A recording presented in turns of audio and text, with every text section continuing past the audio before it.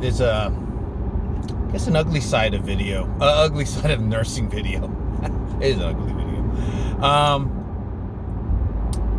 About becoming a nurse now.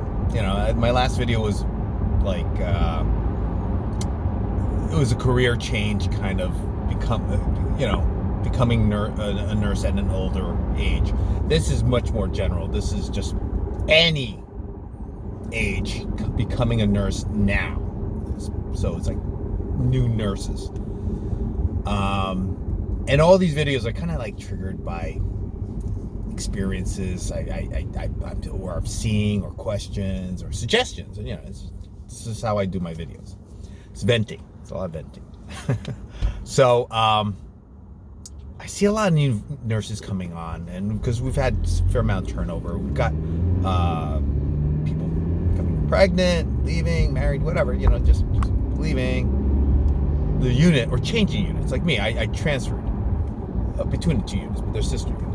But, you know, so I still see the same group, basically. But I see a lot of new nurses coming on, and some of the trials and tribulations that they go through, and I try to mentor them. And a lot of them are the age of my kids. So I take a very paternalistic view to them, just like how I do my nursing. I treat my patients very paternalistically. It's easy then for me, because I don't have to really do anything, you know. I don't have to change my persona. I don't have to change my way of just living my life. So it's a lot easier flow for me. I'm a lazy son of a bitch. It's something you should know about me. But, you know, seriously, that's how I do things, and it makes things a lot easier. And frankly, I find my patients respond very well to that. Even though they're older than me, they're the same age as me, or younger than me, whatever, they like that white glove service, if you want, because I've spoiled my patients. I cater to them a bit. And sometimes it's not so good. Maybe they need a firm hand, and I am a firm hand to some of them that way. Again, paternalistically. The new nurses you're gonna see, and this is a little generational. I'm trying to stay away from generational clashes, but you know, this was also triggered by. I'm gonna see if I can link the video below. It was a gripe about a lot of nurses leaving the profession, and one thing I found in the nurses that were shooting the TikTok videos, or whatever, the compilation, were the super majority of them, like 7 out of 8, were young. And even the one that wasn't young, they were more our age. I think she'd done 20 years in our industry already. I think 15 as a nurse, 5 as a tech. You know, she was coming from a point of view from LTAC, you know, long-term care. So I you know, just that alone, I say, no, you're right. The ratios on that are horrible. I think she was 54 to 1, 5'4". 54 to 1 ratio. I'm hoping she has some LPNs in there to help her, but that's an insane ratio. But that's what you're going to encounter for LTACs. So it's not always equal. Being a nurse depends on the facility you're in, depends on the situation you're in, your experience, your patient population, your state. There's so many variables. So one thing, you know, when you see a video like that, a lot of the new nurses are scared away, or they're scared, or whatever. And I'm not here to say that's not true. I'm here to say some of that is true. It's definitely true. There was another common theme was, at least in a couple of them, were the situation of bullying, and that happens a lot too. I've made videos on it. It's a real thing. You know, they used to deny. Put their head in the sand and say that doesn't happen. And finally, in recent decades, you see the truth coming out, and that's saying, yeah, it's something we're dealing with. We're going to address it. You know, it's a reality. You know, it happens. It's like hazing. It happens. Don't tell me it doesn't happen. It happens. You know, is it as much as it used to be? No. Animal House, normal. You know, there was normalized. It was in the movies. Now you can't do hazing. I don't think there's any university even tolerates it, you know, because it's assault. They just bring you up as an assault. That's it. Face a felony charge of assault. Goodbye. There goes your scholarship, goes your schooling, you're expelled, all that, right? We made fun of it in the movies. So there's hazing going on in nursing, and it shouldn't be tolerated.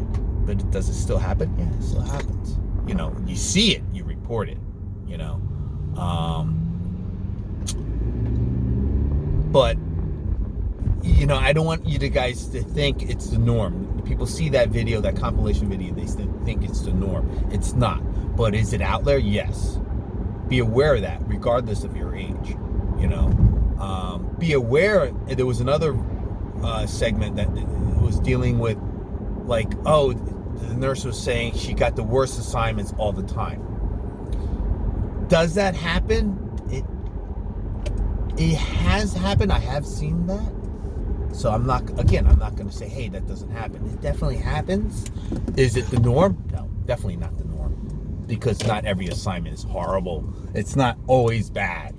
Maybe you're approaching the job badly. I don't want to critique her handling of our profession too much, but, you know, is it bad the majority of the time? Could it be bad a lot of the times? Hell yeah.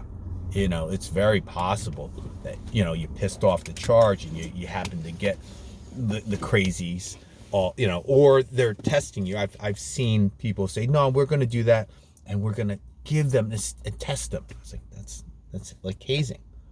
That's a baptism of fire. You know, sometimes, you know, and I've used that term, by the way, with new nurses. I say, oh, wow, you just had a baptism of fire. Not that we planned it like that, you know, it's like, no, I mean, you know, who knew that person was going to code, or who knew that person was going to freak out? You don't know. But as, you know, I've had a couple instances fairly recently of new nurses on their own on the first night, and it was just a shit show. Nothing they did wrong. You know, I said, no, you didn't do anything wrong, Jane. Joe, you didn't do anything wrong. It was, that happens, you know. If anything, it was a buildup of this, and this kind of crescendoed, you know, so it happens. Can it be sometimes it's the negligence of the nurse or their inexperience? Sometimes, yes. That's also happened. I've seen that. You know, like, oh, wow. I say, no, stop that heparin drip right now. Let's get the residents on the phone. I'll deal with this. You deal with that. So, you know, like, you know, and I'll help them, because I'm like, no, it's too much to handle. You know, there was another segment where the nurse was like, I got to follow procedure and do this. I think it was the lady that had 54-1. And, you know, for her to still have to follow the bullshit procedures and try to get 6 different people on the phone while she's still, you know, watching 53 other patients is insane. And she's absolutely right, saying that's bullshit. I was like, you're absolutely right. You're the only one following rules, whereas everybody else isn't following rules. You know, and it's sad. It's very sad. And, you know, and it's not that I have anything against LTACs. It's just, it's a sad scenario in our society. I know owners of LTACs. You know, it's a very profitable business for them. It's not profitable for us or providers. You know, actually for providers it can be. I know providers that do own long-term cares and built quite a little empire of their own. You know, it's very profitable. It's good money, you know, because the checks come from the government, basically, a lot of it, a good portion of it. So, you know, none of that's bouncing. None of those funds are going to bounce. And it's a comforting feeling at that point. You know, you don't have to chase that money, as long as you're doing your job right. But, you know, it is very difficult for us as nurses and the providers that providing that frontline care to those scenarios. Those are very real. The complaints in those videos are real. Are they the norm? No. And that's where I want to caution, you know, yeah, this is an ugly side of video, ugly side of nursing video, in that, yes, you're going to see bullying. You're going to see horrific staffing ratios, just absolutely dangerous. And you have to protect your license. I did a video on that. You know, always watch your own license, practice patient safety care. You know, a nurse recently just was throwing in the towel. She said, screw this. I'm just going to abide by that one rule And if they don't like it, they can kiss my butt and what have you. I'm not going to be the team player, but I am going to be patient safety all the way and shove it down their throats. And they're not going to like it. It's an ironic statement, but I know where she was coming from. Hopefully you never come into a scenario where you have to pick one or the other. It's always got to be patient safety. And sometimes it's very sad. It's very sad scenarios where, like, this patient is suffering and you've got to be their advocate. I've had that situation recently. I was like, this is crazy, guys. Come on. This should be, upgraded. Should not be here. They should be in ICU, step down, something. And, you get a lot of pushback back and forth, and you have to find the courage and to really push that point. And it's hard. Sometimes you can have that courage and push that point and still get nothing done. Believe me, that's what I'm talking about. I was like, oh my God, doing this and you're still getting pushback. Should it be reported? It becomes a little nebulous. I don't know. I'm still mulling that over. But these are scenarios where you have to be aware of that. It's very ugly, in that sense. It's a very rewarding profession. Internally speaking, monetarily speaking, one of the nurses in that video, she became a nurse practitioner. I am sure, and she was ranting about the system. I was like, yes, because she's a provider now. It's not always so much greener. I know many practitioners who still practice as a RN. Why? Because they can make more money. They have that flex, make more money. You're going to work so hard and work those provider hours. You want, they find out, they're like, wait a minute, I'm capped. What? As a nurse, we're not. We have overtime and we have travel gigs. We could do that. As a provider, you don't have those options really. And it's very rare and few and far between. And a lot of those nurse practitioners realize, they're like, wow, I actually make more as an RN if I work that many hours. They don't realize how many hours the providers put in. They put in crazy hours, work crazy shifts, insane. I don't begrudge them when the time for them to make their big bucks, or if they ever have the chance to make their big bucks, because a lot of the nurse practitioners never make big bucks. Some of them do. I know a couple, and hats off to them. So I hear people complain, Jane's making this. I say, good for her. Earn that money, good, because we would never see that kind of money as a nurse, even with overtime and most travel gigs.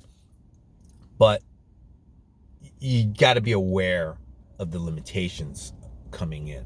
Don't have expectations, because I think a lot of the nurses that were shooting those TikToks and videos, whatever, their expectations were too high, and that's where I was saying the generational stuff. Their expectations of nursing was Hollywood, and the reality of it is very different. I'll use the parent analogy. I love using the parent analogy because, again, I use a paternalistic view in my life and how I do my work. Someone asked me what the benefit of having children were, because they're like, wow, your oldest is going to be 32 in a couple of days. They're like, oh my God, your kids are older than us. And I was like, oh, thanks, you sons of... And they're like, well, kids and whatever. They were just talking. They're talking about their parents. And I said to them, I said, I'll give you the same answer I gave to my daughter when she asked me that question. What's the point of having kids? What's the benefit? And I said, none. I think I broke my daughter's heart a little bit, but I was very serious with her. I was like, there's no benefit to you. She said, what? I was like, there's no benefit. I would still have you. They would definitely have all my kids again. I would make changes, but no, I would have all you again, because there's no benefit to kids having children. You're not looking for a benefit. You're looking for someone to love more than yourself. And that's the answer I gave to my coworkers. I say that having children is having the capacity and the opportunity to love something more than yourself, to care for something. And this is the nurse analogy. Care for someone, entrusted in your care. And that's our patients. They're entrusted in our care. You are caring for somebody because there's a monetary responsibility, a financial, you're earning a paycheck, moral and legal, these are there. And it's just for kids too, right? So there's no financial, there's just financial responsibility. There's no financial benefit, for children, but for patients, you're getting a paycheck. But that's the scenario of taking care of patients, and I think the disconnect generational wise is that this generation, as it's well documented, you can search it up on any recent newsreels, they're not having children as often. Why? Social media, societal changes, economics, you can name a whole bunch of reasons, a litany of reasons, right? Which one is correct? I mean, that's not for me to discuss that. I just tell you the result of it is that, the kids are fewer and far between, right? For this younger generation. And I think it's because of the expectations that they have coming in. They're like, what's the benefit of having kids? You see, that's where their question came from. And I never looked at it that way. Never in my mind. That's why I had to think about it a little bit and give them that answer, because I was like, there's no benefit.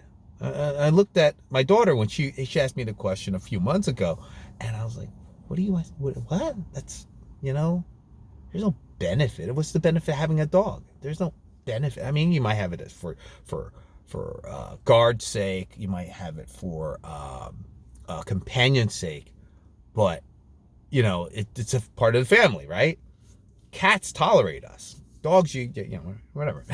So for that question, it's a disconnect for generation, and that's an ugly side of nursing that I think the newer generation, the younger generation, are having a trouble absorbing that, making that transition into nursing, because they're like, I'm caring for this person, blah, blah, blah, blah.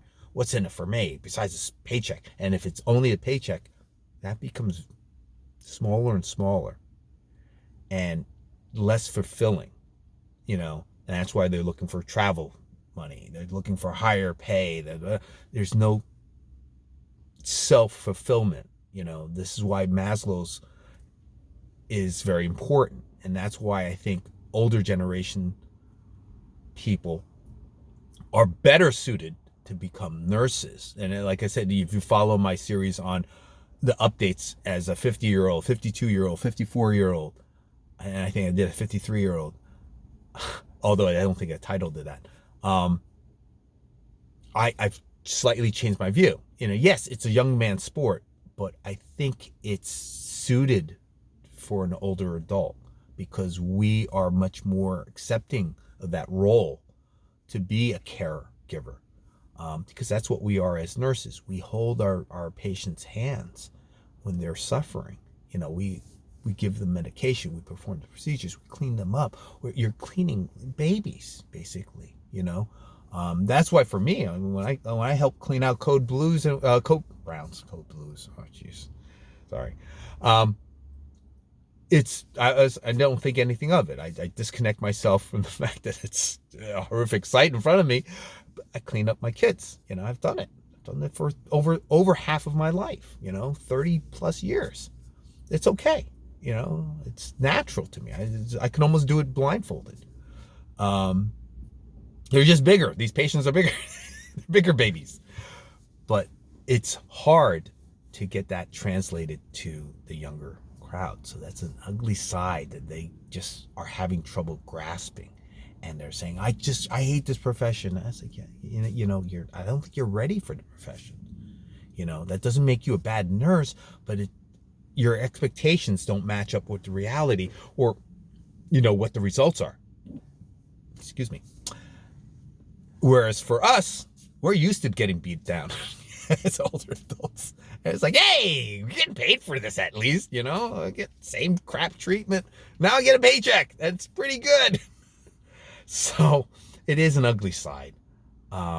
It's unfortunate, but you know, I am going to be straight up with you guys. I'm going to be, whether you're an older adult or a younger adult and you're considering nursing and you're tuning into this channel, I'm going to be honest. I'm not going to hide it. I'm not going to sell you guys a pipe dream that isn't is going to dash. It's going to be exploding in front of your face later on, you know, when you finally pass NCLEX and get your RN. That would be very disingenuous of me, and I couldn't respect myself. But at the same time, I'm not going to pop your bubble. It is a good dream. It is something worthwhile, in my opinion. And I have said this in other videos. I mean, you know, honestly, if I wasn't paid, I'd still do it. I wouldn't do it as often, but I'd still volunteer and do stuff. That concept of volunteerism, self-fulfillment, you know, Kennedy's quote, you know, is very pertinent. It still resonates with the older adults. Young kids, that's ancient history. That's like, you know, Lincoln's Gettysburg Address. You know, you think about it, that was 60 years ago.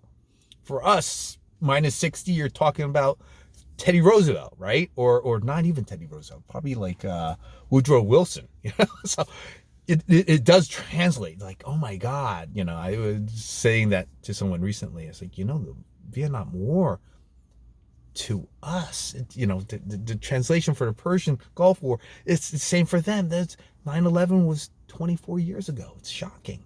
You know, you know, time just flies by so quickly. Anyhow, off the rails. I think maybe I'll post this one. It's not so bad. I've shot this a couple of times. As always, I appreciate any comments, critiques, suggestions, anything. You know, I love the feedback. I love the fact that people even tune in to me. It's crazy. I never thought I'd have more than like 2 or 3 viewers, and I counted most of my kids in that. You know, and that was it. I didn't expect anybody to ever even listen to my rantings other than my kids. And that was because I kind of forced a couple of them. So good luck.